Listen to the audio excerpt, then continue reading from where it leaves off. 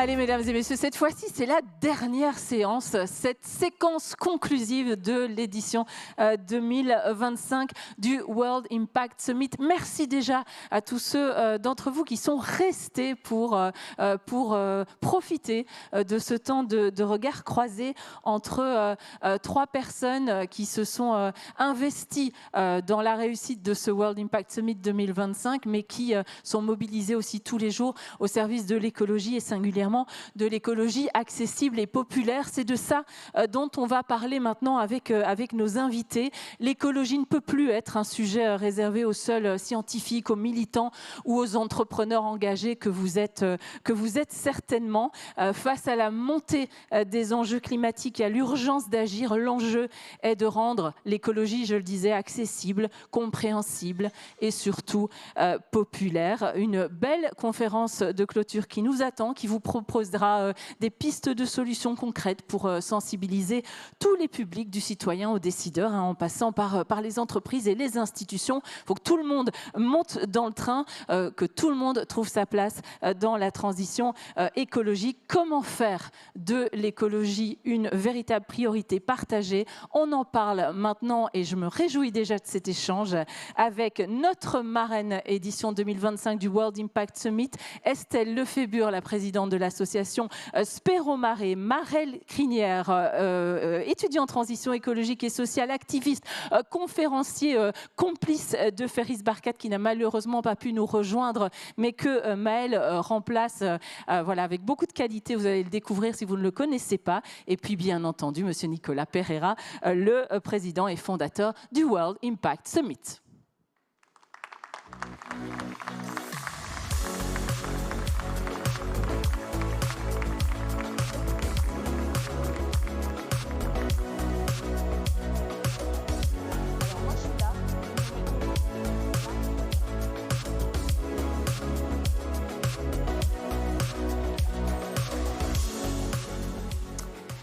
Merci à tous les trois d'être encore là, francs battants pour cette, pour cette séquence. Merci à vous tous de rester encore un petit peu. Effectivement, ça va être intéressant, cette séquence conclusive autour d'un thème particulier, celui de l'accessibilité à l'écologie.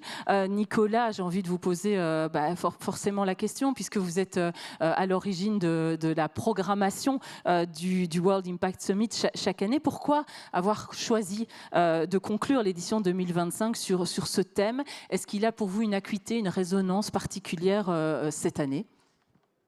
Effectivement, on a choisi de clôturer cette édition du World Impact Summit sur ce thème parce qu'on vit une période particulière sur la question de la transition écologique où on sent qu'il y a, en bon français, un backlash, un recul sur ces questions-là. Et je crois que l'une des raisons, en tout cas, on peut se poser la question si l'une des raisons, c'est pas que sur la transition écologique, on n'a pas su rendre accessibles les solutions supposées ou réelles. Les pouvoirs publics ont parfois mis un peu la charrue avant les bœufs sur le sujet, en étant peut-être un peu trop déconnectés de la réalité de ce que vivaient les gens et de ce qu'ils étaient en capacité d'accepter. Donc l'accessibilité, pour moi, de la transition écologique, de l'écologie, c'est d'abord la rendre accessible entre guillemets, intellectuellement, c'est-à-dire en fait simplement de comprendre quelle est l'entièreté du sujet et sa complexité, et ensuite la rendre accessible socialement, financièrement, parce que c'est un sujet très très important. Donc il y a d'abord un aspect sensibilisation, formation, éducation sur ces questions de transition écologique, et ensuite des aspects économiques. Allez, pour lancer nos débats en une phrase, je vous pose la question à vous d'abord, Nicolas, et puis on ira voir du côté d'Estelle et de Maëlle. Quelle est votre définition subjective, mais assumée en tant que telle, d'une écologie populaire et accessible, Nicolas? Bon, je pense que je viens de presque donner la définition juste avant, mais finalement, une écologie populaire et accessible, c'est une écologie qui est compréhensible, accessible financièrement à toutes et tous, au plus grand nombre, et qui n'exclut pas, qui rassemble. Ah ben voilà de quoi condenser le propos et rentrer dans le vif du sujet. Estelle, votre définition? Je dirais, je ne peux pas mieux dire que ce que vient de dire Nicolas, mais je pense qu'en effet, l'écologie doit être accessible à tous, aussi bien aux grands qu'aux petits. Moi, je vais inclure aussi les enfants, puisque nous faisons énormément de sensibilisation dans les écoles. Et je pense que c'est les écoles, c'est aussi différentes écoles, c'est-à-dire les SECPA, REP, Ulysse, Ulysse+, c'est-à-dire vraiment, c'est toutes les classes, parce que chacun est concerné. Voilà, c'est vraiment tous. Allez, on est en train de raffiner cette définition collective qu'on est en train de co-construire là, de l'écologie accessible et populaire. À vous le tour, Maëlle Crinière. Mais quand même, quelques mots avant de vous laisser la parole. J'ai dit tout à l'heure, vous êtes étudiant en transition écologique et sociale, vous êtes activiste, vous êtes conférencier.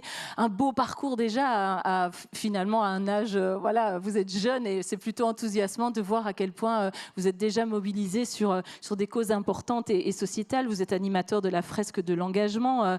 Vous avez été responsable des relations interorganisations dans le cadre de la structure pour un réveil écologique. Vous avez mis au cœur de votre service civique aussi ces questions d'écologie populaire. C'est assez bluffant comme parcours et je vous dis toute mon admiration pour ça. Qu'est-ce que vous auriez envie d'ajouter comme pierre à l'édifice de cette définition qu'on est en train de construire ensemble de l'écologie accessible et populaire? Salut tout le monde. Merci pour d'être là. Merci pour la question. Moi, je parle de ce que je connais. Je dirais que pour moi, une écologie populaire, c'est une écologie qui s'ancre dans les réalités de toutes et tous, donc notamment pour moi des classes populaires. Juste un peu de contexte, moi je viens d'un petit village de 400 habitants dans le Périgord et donc moi quand j'étais petit, au collège, je me disais que c'était pas pour nous l'écologie, donc moi je dirais une écologie qui s'ancre dans la réalité des gens, quoi. Une écologie pour tous et qui s'ancre dans le quotidien et dont on voit, j'imagine, aussi les résultats, ce qui donne envie d'embrayer et d'aller peut-être un petit peu plus loin chaque jour. L'écologie du quotidien, précisément, comment on peut parler de ces petits gestes? On évoquait le colibri là tout à l'heure à l'occasion de la table ronde précédente. C'est peut-être une comparaison que vous utiliserez aussi. Peut-être vous poser la question en premier, Maëlle. Dans les quartiers populaire, comment est-ce que vous parlez des gestes écologiques du quotidien pour que ça ne soit pas perçu, ça a été dit aussi beaucoup à l'occasion de ce World Impact Summit, comme une contrainte, comme une injonction ou comme un luxe? En fait, quand je parle d'écologie du quotidien, perso, je ne parle pas tant que ça des gestes du quotidien, ce qu'on appelle les éco-gestes. J'essaie plutôt de les informer en fait de leur pouvoir d'action, de leur pouvoir d'agir, mais à l'échelle plutôt collective. Parce que pour moi, c'est ce que j'ai l'impression en tout cas, c'est que les éco-gestes, comme on peut les entendre, quand on se dit ah mon pote il est écolo, je me fous un peu de sa gueule pour dire en gros il achète en vrac, il prend son vélo pour aller en cours. Il fait pipi sous la douche, c'est ça? Ouais, c'est pas moi qui l'ai dit, mais c'est vous. Bah oui. Mais désolé, mais nous, je veux pas dire qu'on fait déjà de l'écologie, mais on est contraint de juste faire avec ce qu'on a depuis qu'on est petit. Et on est dans les gestes économiques, mais est-ce que c'est des gestes écolos? Peut-être, je sais pas, j'ai pas la réponse. Mais en tout cas, moi, je pars pas en vacances, je prends pas l'avion, parce que on peut pas. Quand je vais pas à Ikea dans la surconsommation acheter mes trucs, on va juste à la brocante du village. Mes vêtements, beaucoup, maintenant j'ai grandi, mais quand j'étais petit, c'était les voisins qui me les refilaient. Si je vous parle d'économie de la débrouille, ça vous heurte? De ouf. La débrouille, oui, exactement. Vous avez résumé ce que je voulais dire. Merci. Estelle Lefébure, vous dites souvent, et on s'est parlé en amont de cette table ronde, vous avez souligné l'importance que ça avait pour vous. Vous dites que c'est essentiel de réenchanter l'écologie pour y intéresser les grands et les petits. Vous venez de l'évoquer également. Quelle est votre recette pour y arriver, si tant est qu'il y en ait une, et puis, comment ça se concrétise? Est-ce que vous pouvez nous donner quelques exemples à travers les actions que vous menez au sein de l'association Spero Mare?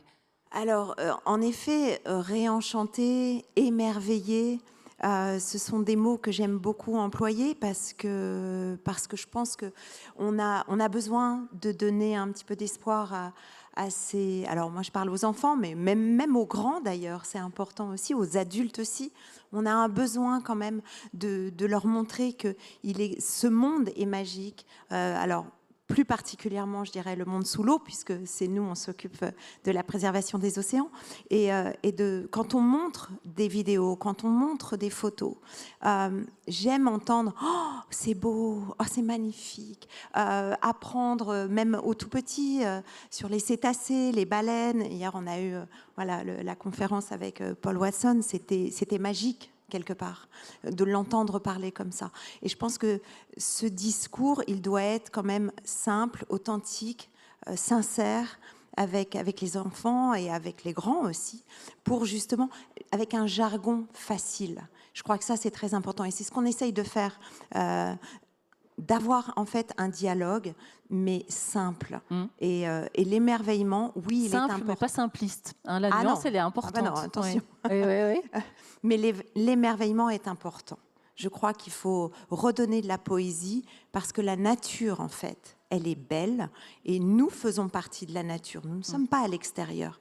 Donc, je crois que, voilà, on essaye par des gestes, en effet, en montrant des vidéos que je fais en plongeant, que Spero Mare peut prendre. Et donc, d'un seul coup, ça existe et, en effet, on n'a plus envie d'y toucher. Connaître, c'est comprendre, c'est agir. C'est un peu ça la mécanique ? Exactement. Connaître, je crois que c'est valable pour tout en fait. À partir du moment où vous connaissez et vous reconnaissez la beauté, vous n'avez pas envie de la détruire, c'est évident. Nicolas Pereira, votre avis sur cette question et peut-être pour reformuler une interrogation, comment on peut éviter cet effet écologie punitive, hein, c'est souvent un terme qui revient et même dans les débats médiatiques. Comment est-ce qu'on peut rendre ces gestes ou ces comportements, hein, pour ne pas parler de gestes, hein, Maëlle nous disait que c'était un terme qu'il n'employait pas, attractif pour chacun. Certains rejettent l'écologie, en font une injonction. Est-ce qu'il faut changer de ton ? Est-ce qu'il faut changer de méthode quand on entend aussi que parfois on est obligé de faire mieux avec moins juste parce qu'on n'a pas le choix de faire autrement ? Alors, pour le coup, le témoignage de Maëlle me parle beaucoup parce que je pense qu'on a vécu une jeunesse similaire. Je viens aussi d'un milieu ouvrier dans lequel, effectivement, l'économie de la débrouille, c'est le quotidien. Et donc, en fait, ce qui est perçu, et aujourd'hui, quand j'échange encore avec ma famille et ma mère notamment, quand je lui parle d'écologie, ce à quoi je me confronte, c'est que pour elle, ce qu'elle entend, le fait de faire des économies, le fait de ne pas gaspiller, et tout ça, c'est le quotidien en fait. Quoi. Donc en fait, ça ne parle pas. On se dit, bah oui, évidemment, mais alors, parce que les autres ne le font pas. Et donc en fait, ça se construit, c'est presque une construction inverse. On se dit, mais ça veut dire qu'il y a bien des gens ailleurs qui ont les moyens de ne pas faire ça, de ne pas économiser, de ne pas gaspiller. Ou d'avoir le choix de le faire. Et d'avoir le choix de le faire. Et donc en fait, ça construit une forme de fracture. Donc l'écologie populaire, finalement, enfin l'écologie accessible, c'est justement d'avoir conscience d'abord des écarts effectivement qui existent dans les modes de vie. Et franchement, quand je compare le mode de vie de mes grands-parents, celui de mes parents avec le mien, que j'essaye de réduire au maximum en termes d'impact carbone. Et c'est évident que mon mode de vie est plus carboné parce que je vis en ville, parce que je me déplace davantage, alors que mon grand-père n'a jamais pris l'avion, ma mère n'a jamais pris l'avion, j'ai déjà pris l'avion. Et donc en fait, ces débats-là, parfois, ils paraissent pour les gens qui vivent en ruralité et qui sont donc éloignés des centres-villes, être des débats qui sont complètement hors sol. Et donc, quand on parle de transition écologique, en fait, ça ne parle pas parce que c'est pas leur quotidien. Et ce n'était pas mon quotidien quand j'étais plus jeune, ça l'est aujourd'hui. Aujourd'hui, ces discours-là me parlent parce que je vois que dans mon mode de vie, effectivement, j'ai besoin d'avoir des gestes qui sont plus adaptés à une consommation responsable. Ce qui était finalement moins le cas quand j'étais jeune.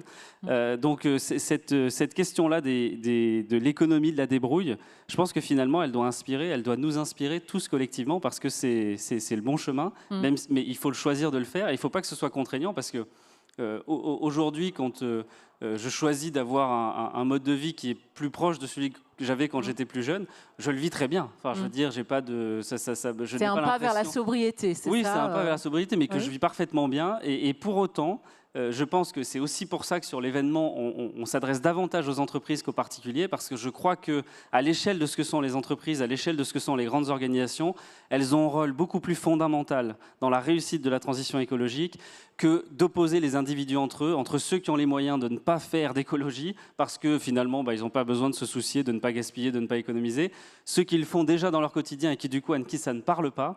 Donc c'est là où finalement le rôle des superstructures, qui sont des entreprises, des organisations publiques, il est fondamental, parce que c'est là que se joue sans doute l'impact aux plus grande échelle. Et le point de bascule, on le comprend, Tout à fait. on le comprend bien. Maël, Ferris Barkat, le fondateur de Banlieue Climat, il dit souvent que le sujet de l'écologie, le sujet du défi climatique, il est délaissé dans les quartiers populaires, précisément pour les questions, pour les raisons que vous avez évoquées tout à l'heure. Si on veut venir concrètement un peu creuser le sillon que vous avez commencé à esquisser, quels sont les obstacles que vous rencontrez au quotidien, vous, pour évoquer ces sujets et surtout pour faire passer à l'action vos interlocuteurs, parce que ce qui compte, c'est pas seulement d'en parler, c'est aussi de faire.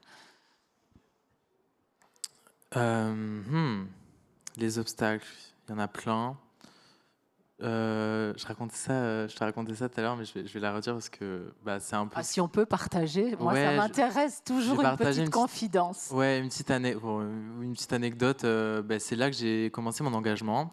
Donc comme je vous disais, j'étais dans un petit village et première fois que j'entends, je pense, le mot écologie, c'est quand j'allume ma télé, repas de famille, et je vois une fille qui a mon âge, pas du même pays, mais qui est devant une foule genre immense et qui leur parle d'écologie et qui fait la grève de l'école, quoi. Et je vois ça, je suis en mode, mais attends, c'est incroyable, genre, et de quoi elle me parle et tout. Donc je me renseigne un peu. J'avais aucun cours, à l'époque, pourtant j'ai que 20 ans, mais je pense que maintenant c'est un peu mieux, mais à l'époque, il y avait pas vraiment on n'était pas trop renseignés. Et je me dis, vas-y, je fais la grève du climat. Genre le vendredi, je vais pas aller en cours, rien à faire. Donc Toutes les raisons sont bonnes. Hein. Mais oui. Donc à l'époque, on parlait sur quoi? C'était Movie Star Planet. Donc, des gens se rappellent de ça ou pas? Personne. Bref.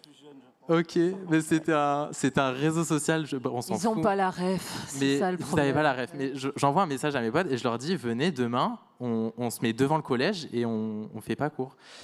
Et en fait, j'étais tout seul, littéralement, voilà. Et le proviseur est venu me chercher par la manche et il m'a dit, tu vas pas en cours, j'appelle tes parents, on te renvoie. Alors que j'étais plutôt bon élève. Et j'ai dit, bon, vas-y, je vais aller en cours, c'est pas grave. Qu'est-ce que ça vous a appris, cette petite aventure, ou mésaventures? Tout ça pour dire qu'il y a plein d'obstacles, et je pourrais les dire. Mais en fait, moi, j'avais juste l'impression que... Je vais essayer de le dire pas vulgairement, mais qu'en fait, on s'en fichait, quoi. On s'en fichait. C'est comme ça qu'on dit. On s'en fichait de nous. Et que en fait, leur écologie... Alors, c'est très bien de faire des manifs et tout dans les centres-villes. Enfin, il faut le faire. Mais en fait, nous, on est où? On n'était pas là. Et on n'est toujours pas là. Donc, ça m'a questionné, ça m'a mis un peu en colère. Et donc, si je peux le dire vite fait, mais là, je me suis dit, qu'est-ce que je sais faire? Qu'est-ce que j'aime faire? Moi, je fais un peu de musique, je fais un peu de danse avec mes potes. Enfin, c'est ce que je faisais dans l'école de mon village. Il y avait une école de danse. Et donc, je me suis dit, vas-y, je demande à ma prof d'art plastique, on va organiser un concours d'art où genre, tout le monde pourrait se mettre en groupe avec ses potes et faire de l'art comme il veut. On fait un petit concours, ça va être sympa, mais il faut que ce soit à propos d'une cause qui te tient à cœur. Et donc, on a eu des groupes qui l'ont fait. Moi, c'était sur la surconsommation. Il y en a, c'était sur la déforestation. D'autres, c'était sur les guerres, l'homophobie et tout.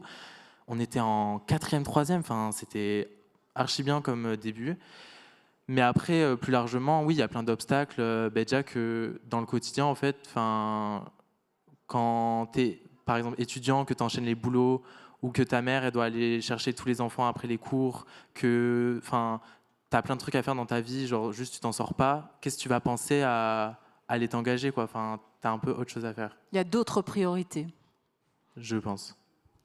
Estelle Lefébure, l'accessibilité, elle n'est pas que sociale, elle peut être aussi géographique. Bon, vous l'avez dit, hein, votre créneau, c'est l'écologie marine et la préservation des océans. Alors forcément, quand on n'habite pas en bord de mer, comment on arrive à être touché, à être sensibilisé à ces questions? Comment vous, au sein de l'association Spero Mare, vous allez à la rencontre de ces gens qui vivent éloignés de la mer? Alors, il y a au sein de l'association Spero Mare, mais il y a aussi, je suis marraine d'un concours qui s'appelle Océano pour tous et qui est donc de l'Institut océanographique de Monaco. Et en fait, ce concours est vraiment ouvert à toutes les classes, aussi bien en France que à l'étranger, c'est-à-dire, enfin, c'est pas l'étranger, mais c'est les dom-toms, la Polynésie française, la Guyane. Donc, oui. Et là, aujourd'hui, cette année, ils ont ouvert un tout petit peu plus sur des pays en Méditerranée. Et donc, toutes les classes peuvent faire ce concours. Et notamment, l'année dernière, justement, on a récompensé le premier prix à une classe qui n'habitait absolument pas près de la mer. Qui venait de quelle région? Et qui venait plutôt de Strasbourg, à côté de Strasbourg, mais une toute petite ville. Alors, comment on tire le fil de Strasbourg à la mer? Et justement, on peut voir que même des enfants qui habitent, et dont certains ne connaissaient absolument pas du tout la mer, n'avaient jamais mis les pieds dans l'eau. Et d'ailleurs, on l'a vu, pour la petite histoire, on l'a vu parce que pendant le prix, après, on les emmène à Monaco et on les sort en bateau. Et là, quand on voit qu'il y a 3 enfants qui ont une phobie totalement de l'eau et qui ne veulent pas toucher l'eau, on se dit, ah oui, quand même, en fait, ils ne connaissent pas l'eau. On en est là, quoi. On en est là. Et en fait, ils vont prendre sur eux. Et sur les 3, 2 ont réussi à nager en pleine eau. Et ça, en pleine mer. Ça, c'est pour moi le plus beau cadeau. Parce que je me dis, certainement, c'est pas grave, ils vont s'en souvenir toute leur vie. Et je pense qu'ils ont fait un pas énorme de connaître aussi cet élément. Et comment les atteindre? C'est de pouvoir justement avoir ce genre de concours ou en tout cas d'expérience. Nous, on n'est pas obligé d'aller dans tous les sens. Ce que vous êtes en train de raconter, finalement, on en prend plein les yeux. On a ce bruit de la mer, on plonge, on la sent sur soi. On touche aussi. Mais ça arrive aussi sur des îles. Par exemple, j'ai rencontré des personnes qui à l'île Maurice, arrivaient à essayer d'apprendre à nager à des personnes qui n'ont jamais nagé à l'île Maurice quand même. Donc ça arrive partout. Et je pense que le rôle aussi, par exemple, nous, de Spero Mare, c'est d'aller aussi dans des classes ou en tout cas dans des endroits qui ne sont pas forcément sur le littoral parce que justement, on veut que ce soit ouvert à tous et pouvoir avoir cette connaissance à tous et essayer de sensibiliser un petit peu tout le monde. Je vous laisse ramasser vos feuilles si vous le voulez. Nicolas Pereira, hier, Élodie Galco, la directrice de l'agence de l'eau à Dour-Garonne, nous rappelait ces petits macarons qu'on voit dans les villes à côté des avaloirs qui nous disent ici commence la mer. C'est aussi ce genre de dispositif qui permet de connecter les populations urbaines à cet enjeu crucial. Oui, parce que je pense que pour beaucoup, on ne se rend pas compte à quel point c'est vrai que ici commence la mer quand on a une plaque d'égout. Alors moi, j'ai un réflexe que je vois, que je n'ai pas moi, mais que je vois souvent dans la rue, c'est que quand on n'a pas une poubelle proche, on cherche la bouche d'égout la plus proche pour jeter son mégot, un déchet, etc. Ça, c'était avant. Non, ça se voit encore dans Bordeaux, je le vois. Bon.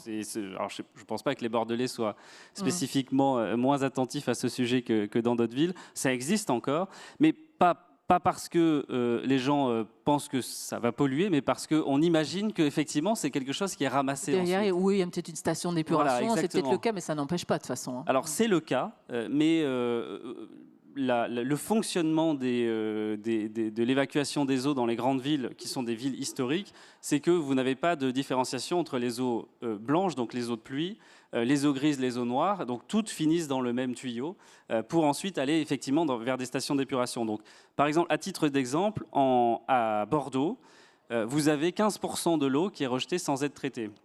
Alors, ce n'est pas systématiquement, mais c'est quand il y a des grosses pluies, les capacités de stockage des bassins souterrains ne sont pas suffisamment importantes, et donc à un moment, ça déborde, et donc on est obligé d'ouvrir les vannes, et tout part à la Garonne. Et donc tout, c'est-à-dire les eaux grises, les eaux blanches, les eaux noires, avec tout ce qu'elles contiennent, donc les mégots d'une part, mais aussi toutes les eaux usées, enfin les mégots, les déchets, et toutes les eaux usées qui sortent des appartements, et donc qui arrivent vers les stations d'épuration. Donc sensibiliser les gens au fait que la Garonne, ici, commence à la bouche d'égout, mais l'océan commence à la bouche d'égout. C'est une très bonne chose, et c'est pour le coup quelque chose d'assez efficace, parce que je pense que pour beaucoup, et moi je l'ignorais il n'y a pas si longtemps que ça, qu'il y avait effectivement cette problématique de rejet immédiat, parce qu'en fait, on n'est pas en capacité de traiter toutes les quantités d'eau. On a besoin de refaire ce lien pour pouvoir, et on revient sur ce que vous disiez Estelle, comprendre, connaître, comprendre et plus tard agir.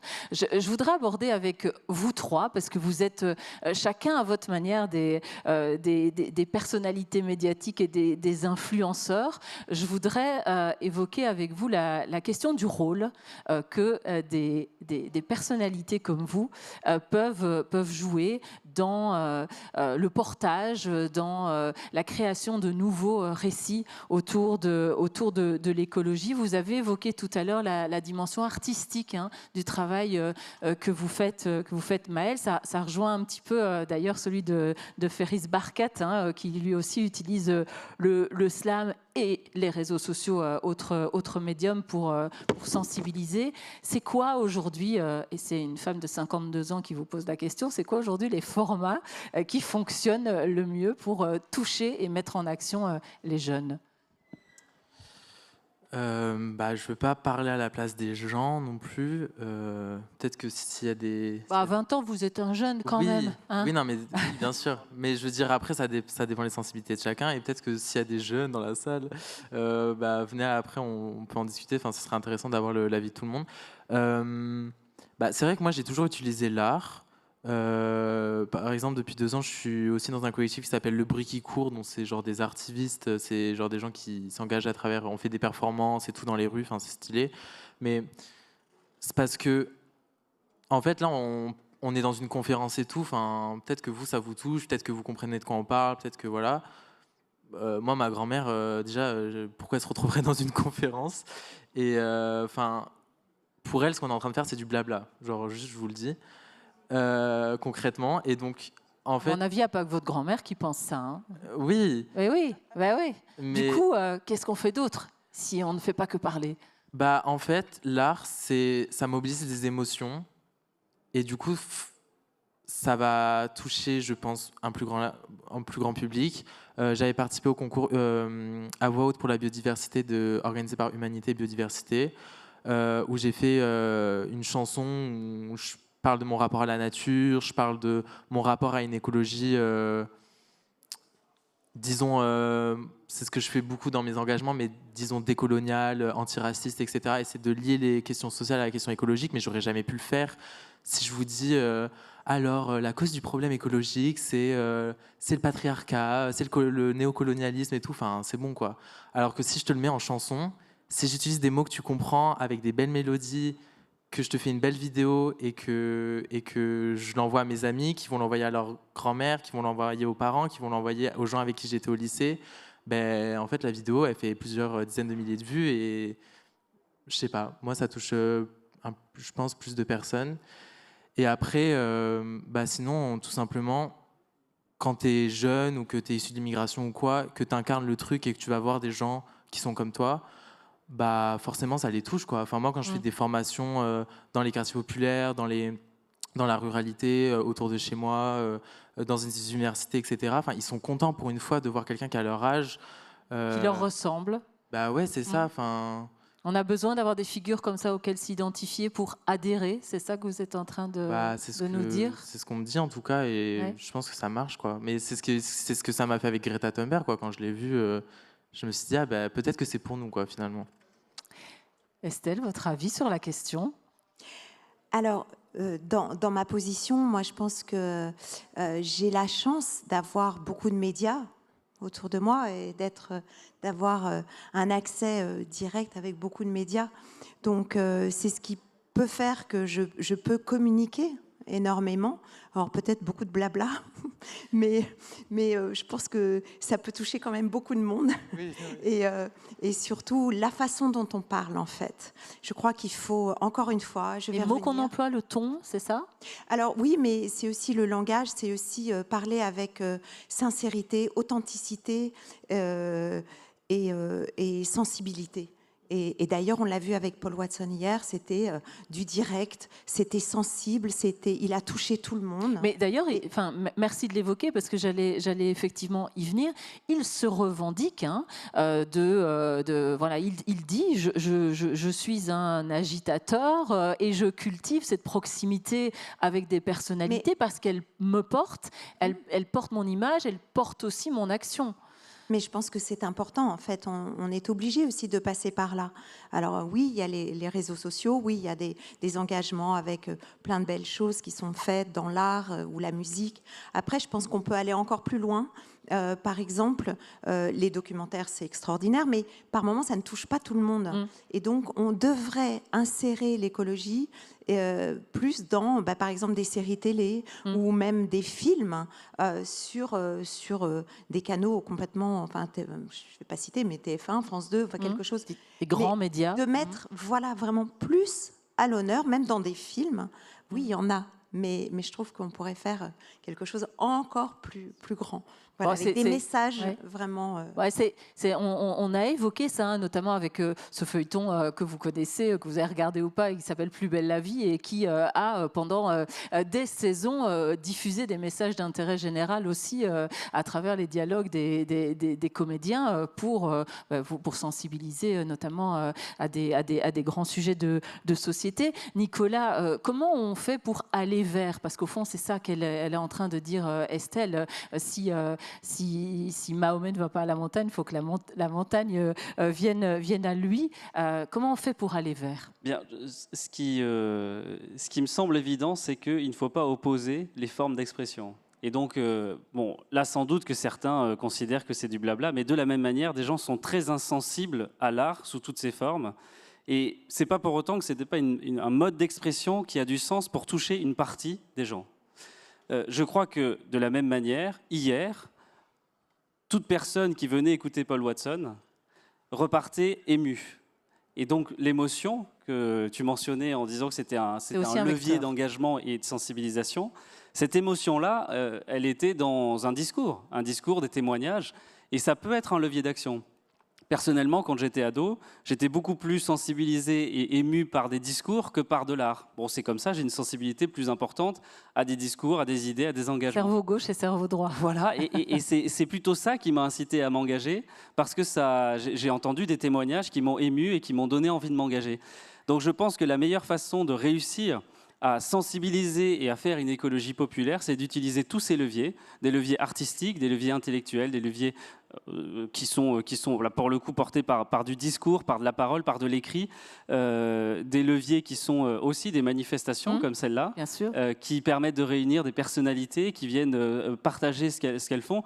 Je crois que ça participe quand même à la sensibilisation, à la mise en action et surtout à se donner du courage, parce que lorsqu'on est engagé dans ces questions de transition écologique, surtout dans le contexte actuel, on a besoin d'un peu d'optimisme, de courage, de se retrouver. C'est aussi à ça que ça sert, un lieu comme le World Impact Summit, c'est à refaire communauté, absolument. À recharger ses batteries pour repartir plus fort. Oui, parce que malheureusement, dans le contexte actuel, il y a beaucoup d'acteurs de la transition écologique avec qui on échange tout au long de l'année, qui sont un peu déprimés, qui sont démobilisés. Il y a parfois de quoi. Il y a parfois de quoi. Donc, c'est important aussi de se retrouver, de se dire que oui, c'est difficile. De toute façon, personnellement, je n'ai jamais cru que la transition écologique se ferait en un claquement de doigts, simplement avec des discours. Il faut évidemment avoir des actes, et de toute façon, c'est long. Mais en revanche, là, dans le contexte actuel de recul qui est constaté et qui, je ne sais pas vraiment à quelle mesure il est vraiment réel ce recul, mais en tout cas dans les discours, encore une fois, il est vraiment réel. Dans les actes, alors à part aux États-Unis, mais dans les actes aujourd'hui en Europe et en France, c'est pas vraiment le cas encore. Donc il faut tenir bon. Oui, voilà, il faut tenir bon. On a besoin de cette énergie, de ces énergies qui se réunissent sous différentes formes. Tout à l'heure, on a une représentation artistique sur la scène. Eh bien, ça fait partie de tout ce qui peut permettre de sensibiliser, de mettre en action des acteurs qui ont envie de faire. Une dernière question pour vous, Maëlle. Les institutions s'intéressent de plus en plus à l'écologie populaire. Il y a plein de programmes qui existent, des politiques publiques qui sont mises en place. Vous voyez les fruits de ces politiques dans les quartiers aujourd'hui? Si oui, lesquels? Et sinon, qu'est-ce qu'il faudrait faire puisque ce qui est fait aujourd'hui ne marche pas assez? Qu'est-ce que vous attendez de l'État, de la région, de votre commune? Beaucoup de choses. J'aimerais peut-être avoir des exemples de choses que les... Allez, par exemple, quand on met en place un jardin partagé en pied d'immeuble, par exemple, est-ce qu'on se dit oh, super, on a un espace vert en plus, mais au fond, ça ne change pas notre vie comment on transforme C'est sympa, hein, mais ça va. Je pense que le jardin partagé, c'est bon. Enfin, ça fait 10 ans que tout le monde ne met que ça.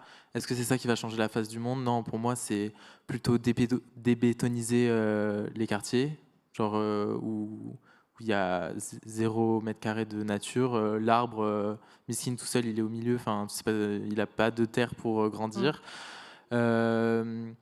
On arrête de faire du cosmétique, quoi. On c'est ça. Il y a plein de trucs à faire. En fait, il faut vraiment repenser aux besoins des gens, vraiment dans le quotidien et de l'écologie des gens. Enfin, déjà, ça passe par le lien social. Donc, ouvrir plus d'endroits où on peut se retrouver, plus d'endroits où on peut échanger. Vous avez le sentiment d'être suffisamment consulté au moment où précisément l'action publique elle se met en place? Donc, en gros, quand il y a un truc qui arrive dans votre quartier, vous dites, bah, ok, super, on nous a mis en place un jardin et puis on va nous expliquer qu'il va falloir qu'on l'entretienne de manière partagée, mais au fond, on ne nous a pas demandé si on en avait besoin. Non, mais... Ou si on en avait envie. Mais je pense que la volonté des pouvoirs publics, c'est pas c'est pas que d'améliorer la vie des gens. Je pense que... Ah bon? Clairement, oui. Il y a eu la Convention citoyenne pour le climat il y a 3 ans, enfin c'était 2020-2021. Je ne sais pas si des gens en ont entendu parler, mais en gros c'est Macron qui de base a dit vas-y, je réunis, c'était 150 personnes, tirage au sort, selon des critères divers et tout. Enfin, sur le papier c'était vraiment stylé. Ils se retrouvaient à Paris au CESE, Conseil environnemental, social et économique. Et ils étaient censés, avec des chercheurs, avec plein de citoyens, enfin... élaborer des solutions, des pistes d'action concrètes qui pourraient passer en référendum et rentrer directement dans la loi pour changer concrètement les politiques publiques en matière de climat en France. Qu'est-ce qui s'est passé? Macron avait promis d'organiser un référendum, il n'a rien fait. Parce que ce n'est pas le but. On n'est pas... Oui, on est en démocratie, tout le monde dit on a trop de la chance, mais ce n'est pas une démocratie directe et participative, la France. Hein. C'est une démocratie représentative. Donc, c'est-à-dire que c'est une élite qui se retrouve à l'Assemblée nationale, qui est ultra... il voit ça comme un métier qu'on peut garder toute sa vie. Et en fait, après, il ne se passe rien. Donc, par exemple, nous, ce qu'on a fait avec Banlieue... Enfin, je suis dans d'autres collectifs, mais je traîne beaucoup avec mes amis de Banlieue Climat. L'année dernière, on a organisé une grosse mobilisation à Saint-Ouen avec... il y avait genre 500 jeunes de quartiers prioritaires. On a écrit une pétition contre la pollution de l'air dans nos quartiers. On est allé voir, on a ramené les élus carrément, on leur a tiré par la cravate, on leur a dit vous venez à notre mobilisation et devant tout le monde, on leur a lu la pétition droit dans les yeux et on leur a dit vous avez tant de temps pour changer sur ces points, ces points, ces points. Ensuite, 2 semaines après, on est allé au Parlement européen à Strasbourg. Devant l'entrée du Parlement européen, on est allé voir les élus et on leur a dit là il y a un texte qui va être voté sur la pollution de l'air pour que toutes les personnes qui ont maintenant des maladies respiratoires, de l'asthme, etc., qu'en fait, elles puissent être indemnisées, qu'ils puissent avoir justice si c'est à cause de la pollution de l'air. Et le texte est passé. Donc pour moi, c'est un peu ça le message global que j'ai envie de dire. C'est juste sortons un peu de cette volonté politique de nous enfermer dans des éco-gestes, dans rester chez vous, dans ne vous politisez pas. Non, au contraire, en fait. Mais rassemblons-nous en groupe, faisons collectif, allez dans des associations et portez des messages politiques, même si au départ on vous disait non, c'est pas pour toi, d'autres qui le feront, non, faites-le vraiment. Nicolas Pereira, c'est puissant comme message. Oui. C'est le reflet d'un ressenti en tout cas. Absolument, mais c'est exactement ça, faire de la politique. Donc malheureusement, je crains que vous soyez un politicien en devenir. Et mais c'est pas grave, c'est pas une insulte. Vous avez la concurrence, Nicolas. Ouais. Non, je suis d'accord. C'est exactement l'action publique, la façon dont elle se résume. Effectivement, il y a un enjeu de lobbying, ce que vous avez fait et qui a fonctionné en activant des mouvements sociaux, en l'occurrence de pétitions. Donc c'est très exactement faire de la politique. Je pense que on a 10 minutes pour être en désaccord et pour le coup... moins de 10 minutes. Moins de 10 minutes Moins de maintenant, 10 minutes. mais là j'ai un vrai désaccord sur le fait que les collectivités, enfin l'action publique ne recherche pas l'intérêt général. Alors, ce qui vous permet de dire ça, c'est peut-être des exemples très précis que vous avez vécus, mais l'intérêt général se conçoit pas uniquement de son point de vue. Et donc, effectivement, parfois, l'intérêt général ne va pas dans notre intérêt à nous, mais l'intérêt général se construit avec plein de contre-pouvoirs qu'il faut prendre en compte. L'action publique, c'est complexe, et ce qui la rend complexe, c'est que jamais personne n'est d'accord. Et donc... lorsque vous menez des actions comme celles que vous faites, c'est une façon de montrer qu'il y a une partie de l'opinion qui est favorable à ce que vous faites. Mais pour autant, lorsque l'arbitrage est fait à la fin, alors je sais, c'est hyper chiant, hein, parce que la politique, à la fin, c'est ultra technique. Vous parlez comme ça maintenant, Nicolas. Pardon ? Vous parlez comme ça maintenant, Nicolas. Non, mais c'est parce que c'est très technique et que quand on est citoyen, enfin, je me mets à votre place il y a 10 ans, pardon, maintenant je suis élu en plus, donc je vous le dis, parce que c'est vrai que je ne l'ai pas dit avant, je suis élu de la ville de Bordeaux, et donc je vois la différence entre la façon dont je conceptualisais le fait de faire de la politique quand j'étais étudiant et que j'étais militant assez ardent pour de nombreux sujets sur lesquels aujourd'hui je me rends compte qu'en tant qu'élu, je n'ai pas les moyens de faire. Et en fait, parce qu'il y a plein de contre-pouvoirs, parce qu'il y a plein de règles, parce qu'il y a des administrations qui sont compliquées à faire bouger parfois. Et la donc, frustration, ça fait partie de l'exercice. La frustration fait clairement partie de l'exercice. Il ne faut pas faire de politique sans ça, parce que sinon on est très vite déçu. Donc, faire bouger les lignes, c'est dur, c'est difficile. Et ce que vous avez fait, à mon sens, c'est une démonstration que c'est possible. Mais ça nécessite effectivement d'aller chercher les énergies. Et je crois que vous faites la démonstration que c'est quand même possible de faire bouger les choses. Et la démonstration qu'il y en a des énergies et qui sont Absolument. prêtes. Il suffit juste de tourner la clé de contact. Mais pour autant, manifestement, il y en a sous le pied. Ce que je trouve dommage, c'est de dire que ouais. la démocratie représentative est à jeter parce que c'est des élites qui comprennent rien. C'est un peu réducteur et qu'il faut aussi être dans une forme de dialogue avec l'ensemble des représentants. En tout cas, moi, je crois encore à la démocratie représentative. Et donc je me devais de la défendre un petit peu, en tout cas d'essayer, après cette tirade contre la démocratie représentative. Mais on disait juste avant avec Estelle qu'il fallait parler avec son cœur. Moi, c'est le cœur de Maëlle que j'ai entendu. Et du coup, peut-être un peu la raison de Nicolas et le cœur aussi. Donc c'est très bien si on est tous authentiques là autour de cette table. Estelle, être présidente d'une association, c'est pas facile non plus. Il faut se battre tous les jours pour exister. Qu'est-ce que vous attendez des pouvoirs publics pour intensifier, mieux porter votre action ? Alors, forcément, oui, c'est pas facile. De toute façon, le monde associatif n'est pas facile. Je l'ai découvert il y a quelques années et en effet, c'est vraiment pas facile. Bien sûr qu'on a besoin aussi de financement, bien sûr qu'on a besoin de soutien. Mais en tout cas, pour rebondir, je pense que voilà, d'où l'importance aussi d'avoir des associations qui agissent sur le terrain, parce que ça aussi, voilà, on se mobilise et on est en accord avec des scientifiques qui, eux, sont aussi vraiment sur le terrain, des grands experts. Et je pense que ça, c'est très important aussi. Voilà, ça, je voulais juste le dire. Mais après, voilà, ce que j'attends, c'est forcément de l'aide, aussi bien financière, alors peut-être d'entreprises privées ou de subventions, et puis essayer de porter la parole au maximum, parce que voilà, et de toucher un maximum de personnes. En effet, nous, ça, c'est notre rôle, et voilà, d'avoir vraiment ce soutien. Allez, avant de poser une question finale à Nicolas, parce que dans quelques minutes, le World Impact Summit va refermer ses portes. Oui, ça passe vite 1 heure, hein, ça passe vite 1 heure quand on échange sur des sujets qui nous touchent. Quel serait le message que vous auriez envie de glisser dans le sac de voyage de celles et ceux qui sont dans la salle et qui vont repartir dans leur pénate? Quel est le petit mot que vous avez envie de leur adresser, hein, de la matière à penser pour le retour et pour les jours qui viennent? Alors, je dirais, osez, allez-y, engagez-vous. C'est très important. Je préfère dire que vivre sur cette terre est un privilège. Rappelez-vous tous les jours ça, en vous levant. Je vous assure que ça on cogite avec ça. Maëlle? Maëlle? Moi, je dirais qu'il n'y a pas le temps de se poser 10 000 questions.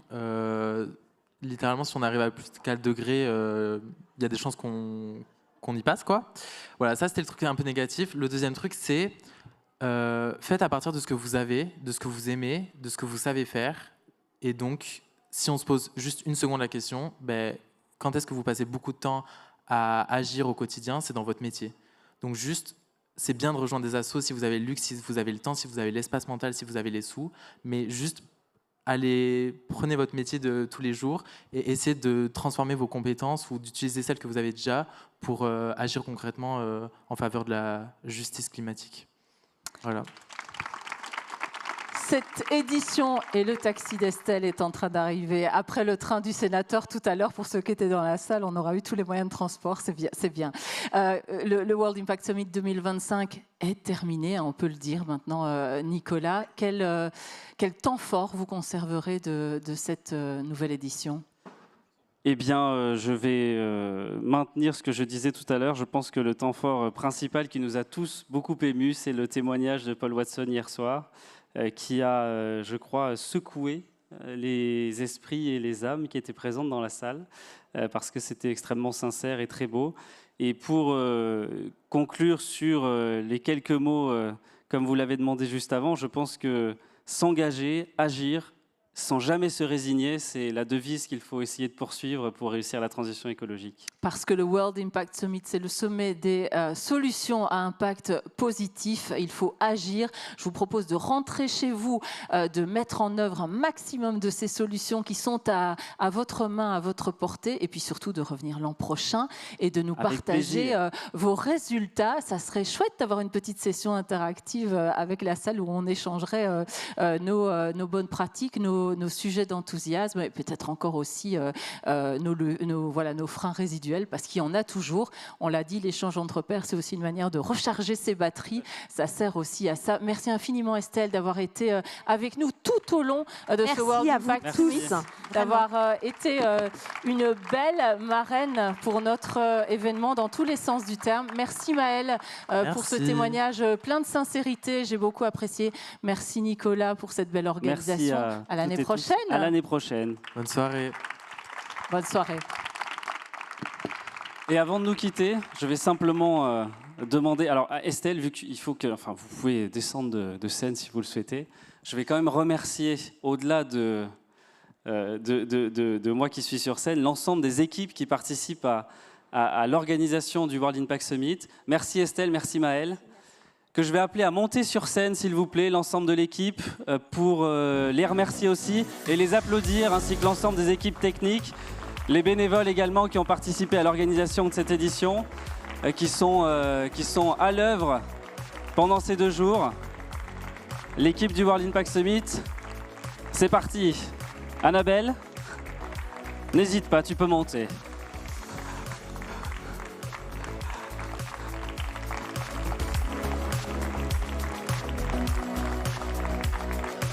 Bah oui. Mettons-nous là, on va faire une petite photo.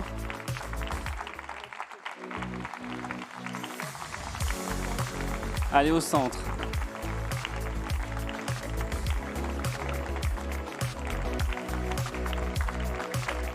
Il en manque encore, hein.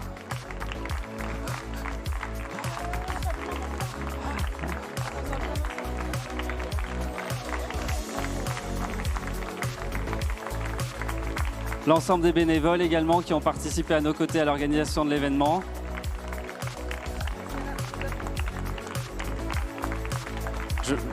Stop, c'est raté là.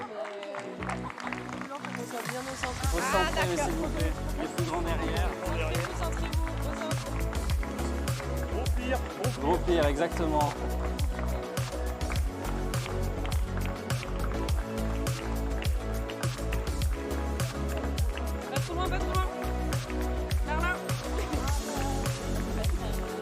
Ça va là, oui, si on fait monter tout le monde. Merci aux équipes techniques qui ne sont pas sur la scène, mais qui ont été là à nos côtés. On peut les applaudir. Ça s'arrête jamais là. Stop. Mettez-vous au centre, Au centre, s'il vous plaît, pour la photo.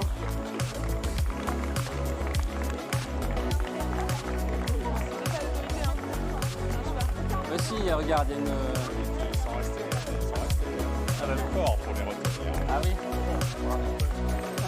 Et vous voulez tous partir, c'est ça? Il nous a fouettés pour qu'on reste.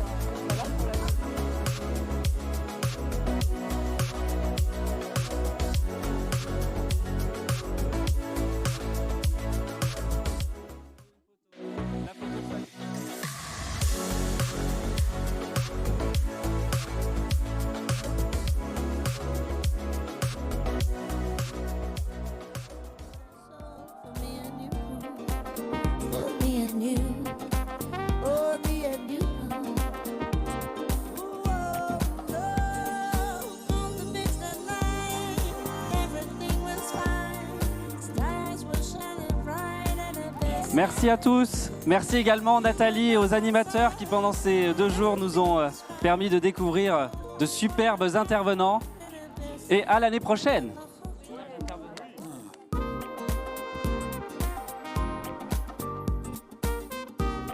La régie, est-ce qu'on peut avoir une petite slide partenaire s'il vous plaît? Parce que l'événement ne pourrait pas avoir lieu sans nos partenaires. Donc merci à eux qui nous ont soutenus cette année pour l'organisation de l'événement.